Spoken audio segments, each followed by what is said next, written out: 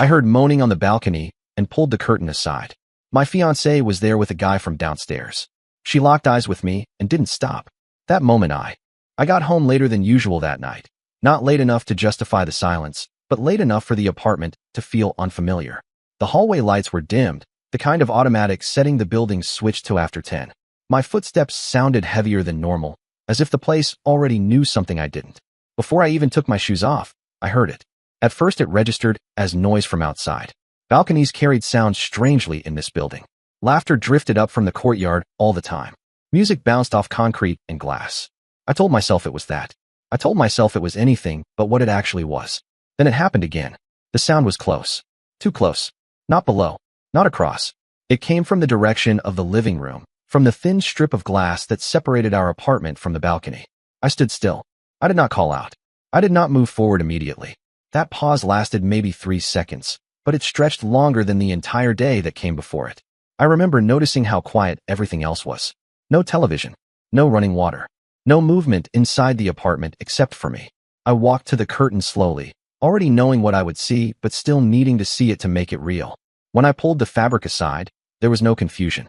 Lena was there, bare feet on the balcony tiles we picked together, her hands on the railing, her back to the glass. A man stood behind her, close enough that his presence erased any remaining doubt. I recognized him immediately. Paul, the guy from 2 floors down, the one who always nodded in the elevator, always acted like we shared a small joke I never quite understood. Lena turned her head first. Her eyes met mine through the glass. Fully open, fully aware. There was no shock, no scrambling, no instinctive retreat. She saw me clearly, and she did not stop. That moment did something irreversible to my perception of time. Everything slowed down and sharpened at once. I noticed details that should not have mattered. The scratch on the balcony railing. The faint reflection of my own face in the glass. The way Paul froze only after he realized he had been seen, while Lena remained still, as if this outcome had already been rehearsed. I slid the door open. The air outside was colder than inside, the kind of cold that bites only after you notice it. Paul stepped back immediately, hands lifting in a reflexive gesture that had nothing to do with apology and everything to do with self-preservation. Lena finally moved then, not away from him, but toward the apartment. She brushed past me without touching me, walked straight inside, and headed for the bathroom. She closed the door and locked it. That was it. No explanation. No denial. No collapse. Just a closed door and the sound of running water. Paul stood there, suddenly too visible, suddenly unsure of where to look. He started speaking fast, trying to fill the silence with justification, but I barely registered the words. What stuck was one simple fact buried in his rambling explanation. He thought I had already moved out. That single detail rearranged everything. According to him, Lena had told him weeks ago that the engagement was effectively over, that I came by occasionally to grab things, that the apartment was mostly hers now, that tonight was safe because I was supposedly out of town. The lie was clean, practical, useful. I walked back inside without acknowledging him and grabbed my jacket from the chair where I always left it. My phone buzzed in my pocket as if on cue. I did not answer it immediately, but I saw the name. Marilyn, Lena's sister. The phone buzzed again. And again.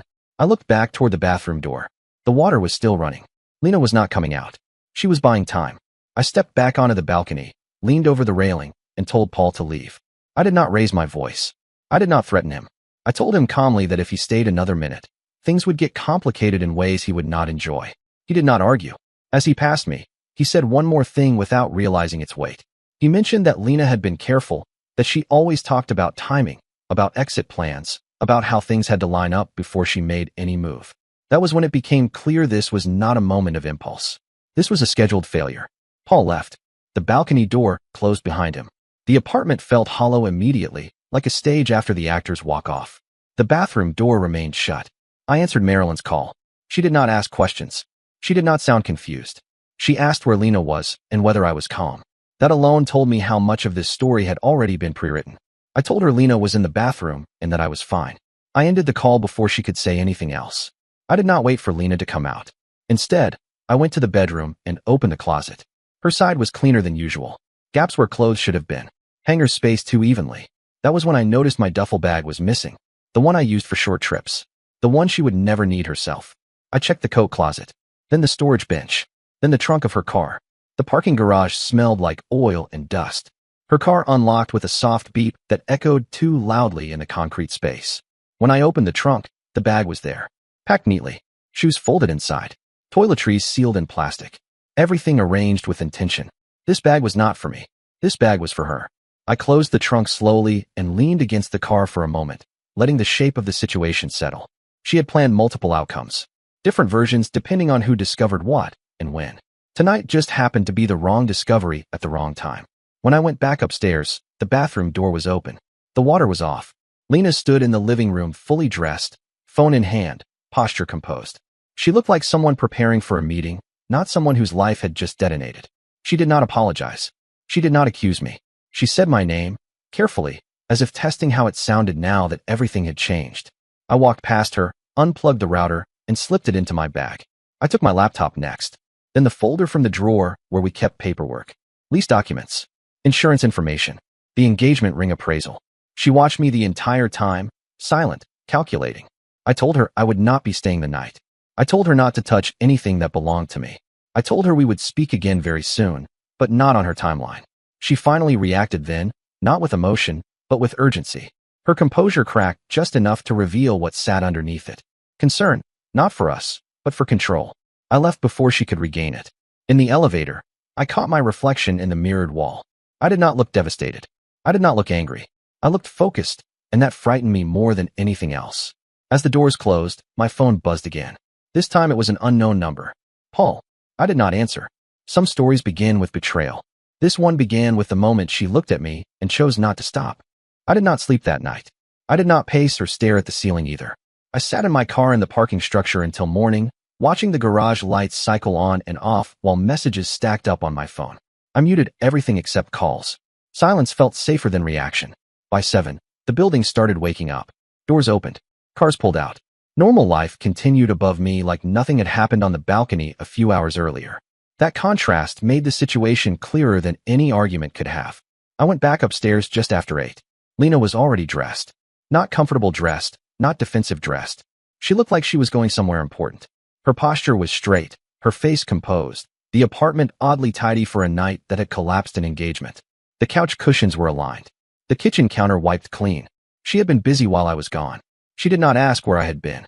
She asked if we could talk, but she asked it the way someone asks to confirm a meeting they already scheduled. I did not sit down. She explained things without admitting much. She framed the night as an overlap, not a betrayal. She described Paul as a transition that started emotionally and then became physical when she realized we were no longer aligned. She spoke carefully, as if each sentence had been practiced in front of a mirror until it sounded reasonable enough to survive repetition. What stood out was what she did not say. She did not say she was sorry. She did not say it happened once. She did not say she panicked when I caught her. She spoke as if discovery was an inconvenience, not a disaster. The first interruption came quickly. The doorbell rang. She froze for a fraction of a second before recovering, which told me everything. She was expecting someone, just not yet. I opened the door. Marilyn stood there with a look that suggested she had already chosen her position before arriving. She stepped inside without asking and scanned the apartment the way people do when they are counting damage rather than looking for truth. Behind her was a man I recognized vaguely. Lena's co-worker, Toby Grant. I had seen him at work events and holiday gatherings. He carried himself with the confidence of someone who believed he belonged in the room. That was the moment the shape of the night changed. This was not damage control. This was a coordinated response. Marilyn spoke first. She asked if everyone was calm. She asked if things could stay respectful. The language was neutral, but the intent was clear. She was there to manage fallout, not to understand it. Toby tried to make himself useful immediately. He offered to step outside with me. He suggested giving Lena space. He positioned himself as a buffer. I declined. The four of us stood there, the apartment suddenly crowded with people who had not been present when the betrayal happened, but now wanted influence over how it would be remembered. Lena finally lost patience and accelerated the conversation herself. She admitted the relationship with Paul had been ongoing. She admitted it did not start last night. She said it started when she felt emotionally alone, a phrase she delivered smoothly, as if it carried automatic credibility. Then she made her mistake. She explained that Paul was not supposed to be permanent. That single sentence shifted the entire dynamic. Marilyn looked at her sharply. Toby stopped pretending he was just there as support. The implication hung in the air, heavy and undeniable. Paul had been an option, not a choice.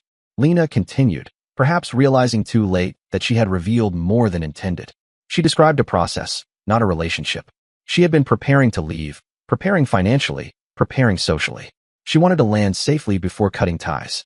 The word planning was never used, but it did not need to be. I asked one question. I asked how long Toby had known. He did not answer immediately. He glanced at Lena first, then at Marilyn, then back at me. That hesitation told me enough. He had known before the balcony, before the lie about me moving out, before the bag in the trunk. The conversation unraveled quickly after that. Marilyn tried to reframe it as confusion. Toby distanced himself subtly, adjusting his posture, stepping half a pace back as if realizing he was standing too close to something radioactive. Lena attempted to regain control, insisting that nothing had been decided yet, that she had not chosen anyone, that she had simply been preparing for possibilities. That explanation collapsed under its own weight. Preparing for possibilities meant rehearsing outcomes. It meant telling different people different versions of the truth. It meant using my absence as a convenience rather than an obstacle. I told them the engagement was over. I did not shout. I did not dramatize it. I stated it the way one states a legal fact. That was when Lena changed strategies. She shifted from explanation to urgency. She asked about the ring. She asked about the joint account. She asked what I planned to do next. Each question was framed as concern, but the pattern was unmistakable. She was calculating damage. I told her the ring was insured in my name. That stopped her. Her composure cracked just enough to show something raw underneath. Not grief. Panic. The ring was not sentimental to her anymore. It was leverage. Liquidity. A way to land softly. Marilyn reacted immediately, asking what that meant. I explained calmly that the ring could not be sold or transferred without my authorization. I explained that the policy was set up months ago, long before any of this, because it was the practical thing to do. The room shifted again. Toby took a step back toward the door. Lena tried to mask it, but the realization hit her hard. One of her exit routes had closed before she could use it. She accused me of being controlling. That accusation was clumsy and poorly timed. It did not land. I reminded her that she had tried to sell the ring weeks ago and failed. Her eyes flicked to Marilyn involuntarily, confirming what she had not intended to reveal. Marilyn's expression changed for the first time since arriving. The confidence drained out of it, replaced by something closer to alarm. She asked Lena whether that was true. Lena did not answer. That silence did more damage than any argument could have. The conversation spiraled after that. Explanations contradicted earlier claims.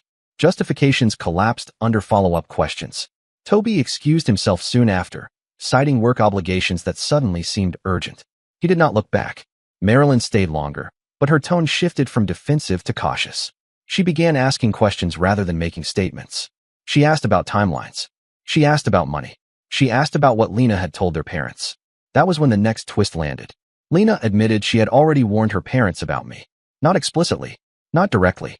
She had framed it as concern. She told them I was distant, unpredictable, emotionally volatile. She said she was afraid of how I might react when things ended.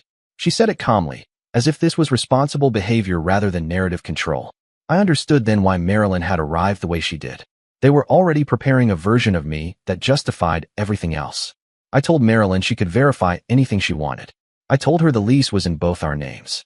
I told her the joint account was still active.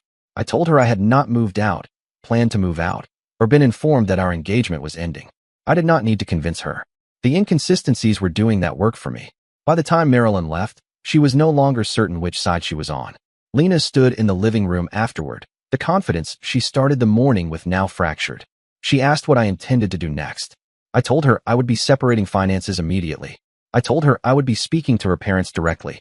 I told her she needed to find another place to stay. She asked how much time she had. I told her that was no longer my concern. As I gathered my remaining things, I noticed something else missing. Documents from a folder we kept for wedding planning. Vendor contracts. Deposits. Numbers that suddenly mattered. I realized then that this was not just emotional betrayal.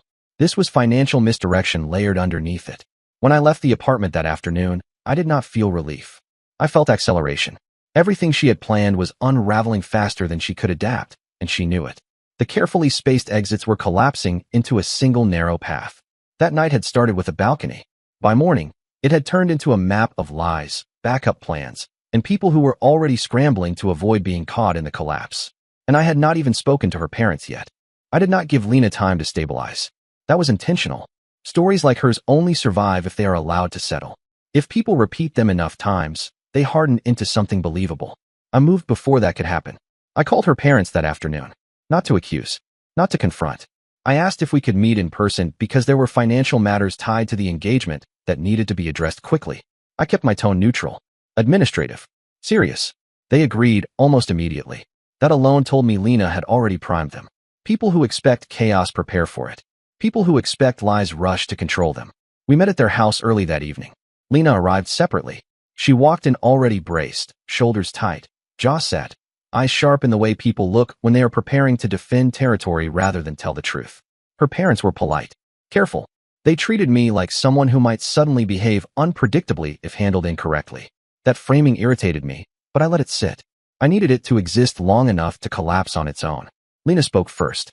She repeated a cleaner version of the story she had tried earlier.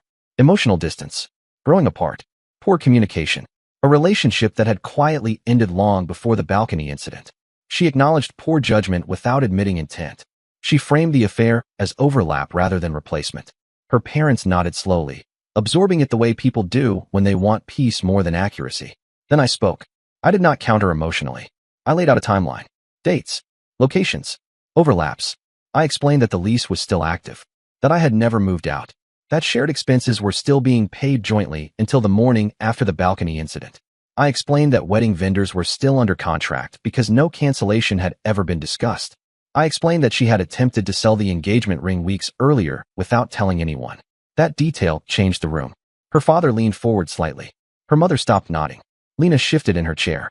I continued. I explained that Lena had been maintaining parallel narratives. One for me, one for Paul, one for her family, one for her co-workers. Each version designed to justify the next step when the previous one collapsed. I explained that the night I discovered her was not a rupture. It was a timing failure. Lena interrupted me then. She accused me of twisting things. She said I was cherry-picking details to make her look calculated.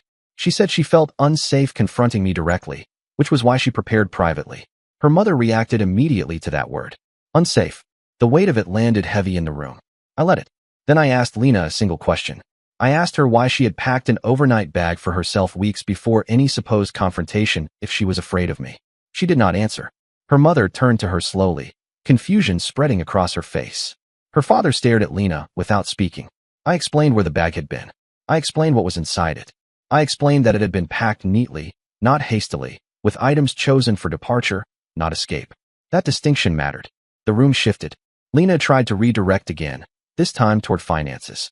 She argued that the money she had moved belonged partly to her, that she had contributed emotionally and practically to the relationship. That planning for independence was reasonable. That was when I revealed the next piece. I explained that the joint wedding account had been temporarily frozen that morning after a transfer attempt flagged unusual activity. I explained that no money had been taken, but the attempt had been recorded. Her father asked how much. I told him. The number landed hard. Lena reacted immediately, insisting it was a misunderstanding, that she only wanted to protect herself. That phrase again. Protect herself. Her mother asked protect herself from what? Silence followed. I did not press. The absence of an answer was enough. By the time the meeting ended, Lena's parents were no longer defending her. They were no longer defending me either. They were reassessing everything they thought they knew. That reassessment was the real damage. The next escalation came from a direction I did not expect. Paul called me that night. I answered this time. He sounded nervous, unsteady. He asked if we could meet somewhere public. He said there were things he needed to clarify before his own situation got worse. We met at a quiet cafe near the building. He told me the truth quickly, as if speed might reduce consequences. He admitted Lena had promised him more than a relationship. She had told him that once things ended with me, she planned to formalize a business she had been developing on the side. A consulting operation. Small, but positioned to grow. She had told him he would be involved. What stunned me was not the promise. It was the funding. Paul explained that Lena had described the startup capital as shared savings. Money she had access to. Money she implied was already separate. It was not. It was partially mine. The realization hit cleanly. No confusion. No doubt. This was not just infidelity. This was misrepresentation with intent. Paul did not stay long after that. He realized, finally, that he had not been chosen. He had been scheduled. The next morning, I contacted the bank and formally separated accounts. I contacted the leasing office and began the process of removing Lena from the apartment legally. I contacted the wedding vendors and froze further action pending contract review. Each step triggered reactions. Lena called repeatedly, left messages that shifted tone each time. Defensive, pleading, strategic, angry, measured, desperate. I did not answer. Her parents called next. They did not ask me to fix things. They asked what Lena had done. That was the final confirmation that her narrative was no longer holding. I told them everything calmly. I told them I was not seeking revenge. I told them I was simply refusing to absorb consequences for decisions I did not make. They did not argue. That afternoon, Lena showed up at the apartment with Marilyn. They had boxes. Not many. Just enough to signal that this was supposed to be orderly. Controlled. The leasing office representative was already there. Lena protested. She argued that she needed time. She argued that the apartment was still partially hers. She argued that I was moving too fast. The representative explained that the paperwork was clear. The notice period was valid. The financial responsibility would transfer fully to me. Lena looked at Marilyn then, panic flashing across her face. Marilyn did not intervene. She had finally understood her role in this and wanted distance from the fallout. Lena packed silently. When she left, she did not look at me. The apartment felt larger afterward. Emptier. Not peaceful yet, but no longer contaminated by preparation. That evening, I received confirmation from the bank that no further transfer attempts could be made without my authorization. I received confirmation that the ring policy remained unchanged. I received confirmation that the lease adjustment was finalized. The consequences were no longer theoretical. Lena had lost control of her finances, her living situation, and her narrative within 48 hours. She had planned for a slow exit. She got a collapse instead, and the final part had not even started yet. The collapse did not end loudly. That surprised me. I expected shouting, dramatic confrontations, public scenes. Instead, what followed was quieter and heavier. The kind of fallout that does not announce itself but spreads through routines, finances, and relationships until there is nothing left to argue about. Lena stopped calling after the leasing office confirmed the change in writing. The silence that followed was not peace. It was resignation. I stayed in the apartment alone for the first time that night. No boxes. No leftover notes. No dramatic emptiness. Just absence. Her absence had weight, not echo. The balcony door remained closed. I did not open it. The next few days became administrative in a way that stripped emotion out of everything. Banks, vendors, insurers, property management. Every conversation was calm, factual, documented. Each confirmation email felt like a small nail sealing something shut. Her parents reached out once more. They asked if we could meet again. I agreed, not because I owed them closure, but because unfinished conversations have a way of resurfacing later when they are harder to manage. We met at their house again. Lena was not there. That was intentional. They did not defend her this time. They did not accuse me. They asked direct questions about money, about timelines, about whether anything else was likely to surface. People asked those questions when they realized the story they believed was incomplete. I told them the truth as plainly as possible. I told them I had no intention of pursuing legal action beyond protecting what was mine. I told them I would not interfere in their relationship with their daughter. I told them I was stepping away completely. Her father nodded slowly. Her mother looked exhausted. They did not apologize for believing her version first. They did not need to. The way they spoke about her now carried disappointment rather than justification. That was consequence enough. Paul vanished from the situation almost immediately after that. He moved out of the building within a week. No forwarding address posted. No farewell messages. No explanation offered. People do not linger when they realize they were a contingency plan rather than a choice. Toby sent one short message apologizing for being involved at all. He did not ask for forgiveness. He did not attempt to explain himself. The message felt less like guilt and more like self-preservation. I did not respond. Marilyn reached out once. She said she had not known everything, that she had believed she was helping her sister land safely, that she did not realize how much manipulation was involved until it was already collapsing. I believed her. That belief did not change anything. I thanked her for telling the truth when it mattered and told her I was done discussing it. She respected that boundary immediately. That told me more than her explanation ever could. Lena attempted one final maneuver 2 weeks later. She sent a message asking if we could reset the conversation and talk through things more calmly now that emotions had settled. The phrasing was familiar. It was the same language she used when trying to reframe outcomes that did not go her way. I did not reply. The consequences were already locked in. Conversations could not change them. The wedding vendors began releasing deposits according to contract terms. Some money was lost. That was unavoidable. The losses were finite and predictable. They did not compound. That mattered. The ring remained in my possession. I had it appraised again, not because I intended to sell it immediately, but because it marked the end of something that needed documentation. The appraisal came back consistent with the original. Value unchanged. Meaning unchanged. I placed it in a safe deposit box and stopped thinking about it. Work became easier. That surprised me too. Without the background noise of managing someone else's narrative, my focus sharpened. Conversations became shorter. Decisions became cleaner. The constant low-level negotiation that had existed in my personal life disappeared. and with it went an exhaustion I had mistaken for normal stress. People at work asked questions indirectly. They noticed the engagement ring was gone. They noticed Lena was no longer around. I did not elaborate. I said it ended and left it there. No one pressed. That was the final confirmation that the version of events Lena had tried to circulate never took hold fully. People sense instability in stories even when they cannot articulate why. A month after everything ended, I attended the building's lease renewal meeting. Lena's name was no longer on the documents. The apartment was officially mine. The property manager spoke to me the way she speaks to long-term tenants who are no longer part of internal drama. I signed. When I returned upstairs afterward, I opened the balcony door for the first time since that night. The city sounded the same as it always had. Traffic below. Voices drifting upward. Music somewhere far off. Nothing dramatic waited for me outside. No symbolic closure. No final realization. Just space. That was enough. Lena moved back in with her parents temporarily. That was not something I learned directly. Marilyn mentioned it once, carefully, as if gauging whether the information mattered to me. It did not. Her consulting project dissolved quietly. Without access to shared funds, and without a partner willing to commit after realizing the situation he had stepped into, it never gained traction. There was no public failure, just an absence of progress. Those are the kinds of consequences that linger. They do not announce themselves. They follow you into future decisions. Months passed. The apartment changed slowly. Furniture rearranged. New routines formed. The balcony became just a balcony again. A piece of architecture, not a turning point. I stopped replaying the moment she looked at me and did not stop. Not because it stopped mattering, but because it stopped controlling anything. She had prepared for a smooth exit. She had prepared narratives, backups, contingencies. What she did not prepare for was exposure before execution. The outcome was not dramatic. It was permanent.